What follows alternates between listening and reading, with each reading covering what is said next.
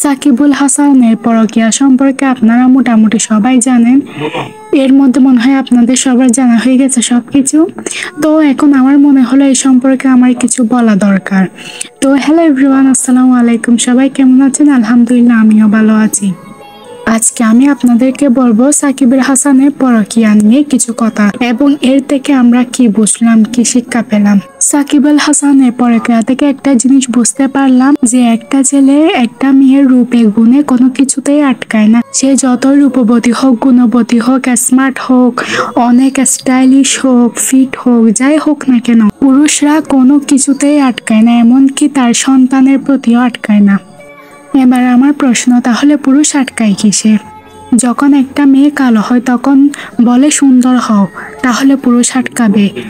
মেয়েটা সুন্দর হলো তাও পুরুষ আর আটকালো না। তো ধরেন একটা মেয়ে মোটা, তো বললো তুমি একটু চিকন হও, তাহলে পুরুষ আটকাবে। তো মেয়েটা চিকনও হলো, ফিটও হলো, স্মার্টও হলো, তাও পুরুষ আটকালো না। তারপর বললো একটা সন্তান নাও, তাহলে পুরুষ আটকাবে। এখন সন্তানও নিল, তাও পুরুষ আটকালো না। যে আপনাকে ভালোবাসবে, আপনাকে অনেক যত্ন করবে, সে আপনার সব কিছুতেই আটকাবে।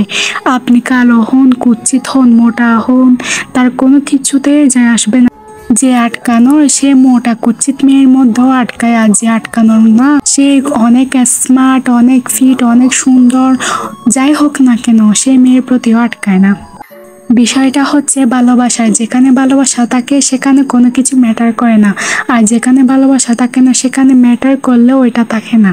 সাকিবুল হাসানের পরকীয়া আর একটা জিনিস ক্লিয়ার হয়ে গেল যে পুরুষ কখনো ঘরের বউয়ের প্রতি আটকায় না। ঘরের বউ যতই সুন্দর হোক, যতই যেরকম হোক না কেন, ছেলেদের সে বাইরের বউই ভালো লাগে, পরের বউই ভালো লাগে, পরের মেয়েই ভালো লাগে, নিজের ঘরেরটা একদম ভালো লাগে না। তারা মনে করে ঘরেরটা ডাল ভাত আর বাইরেরটা বিরিয়ানি। যে আপনাকে ভালোবাসবে আপনার সব কিছুই তার ভালো লাগবে। আমি আপনাকে একটা এক্সাম্পল দিয়ে বুঝাই। ধরেন আপনি আপনার হাজব্যান্ডের মনের মতো না, আপনার হাজব্যান্ড আপনার কিছু পরিবর্তন চাই। তো একদিন আপনার হাজব্যান্ড আপনাকে বললো তুমি তো কালো, তুমি যদি একটু সুন্দর হও তাহলে আমার তোমার প্রতি একটু আকর্ষণ বাড়বে। তো তুমি বিভিন্ন ক্রিম ইউজ করতে পারো যাতে তুমি একটু দেখতে সুন্দর লাগো। তো আপনি ক্রিম ইউজ করলেন, ক্রিম ইউজ করার পর আপনি সুন্দর হলেন। তারপর আপনার হাজব্যান্ড আপনাকে বলল তুমি তো মোটা, আমার অনেক ফিট মেয়ে পছন্দ, তুমি একটু ফিট হও। তো আপনি বিভিন্ন অনেক কিছু করে বা কোনো কিছু সেবন করে আপনি ধরেন ফিট হয়ে গেলেন। তো আপনার হাজব্যান্ড আপনাকে আরেকটা বললো, এভাবে আপনার হাজব্যান্ডের চাহিদা বাড়তেই থাকবে, কমবে না। আপনি একটা করবেন তার আরেকটা চাহিদা বাড়বে। তারপর পরিশেষে দেখবেন আপনি তার মনের মতো হয়ে গেছেন, কিন্তু তারপরেও সে বাইরের দিকে নজর। তারপর সে কিছুদিন পর এসে বলবে তোমার সে আগের রূপটাই অনেক ভালো লাগতো, তুমি আগের মতো হয়ে যাও। তো আপনি কি হতে পারবেন? তাই নিজেকে অন্যের জন্য পরিবর্তন করবেন না। যে আপনাকে ভালোবাসে সে আপনার সব কিছু নিয়েই ভালোবাসবে। পরকীয়া জিনিসটা এত পরিমাণ বেড়ে গেছে যে কি বলবো।